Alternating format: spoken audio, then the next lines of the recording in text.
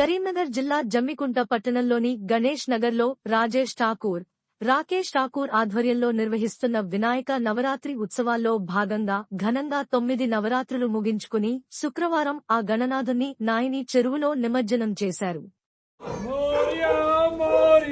गणपति बप्पा मोरया जय बोलो गणेश महाराज की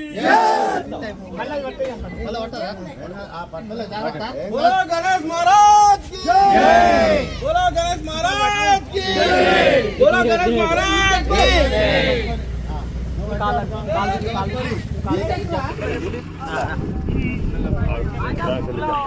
बोलो गणेश महाराज की गणपति बप्पा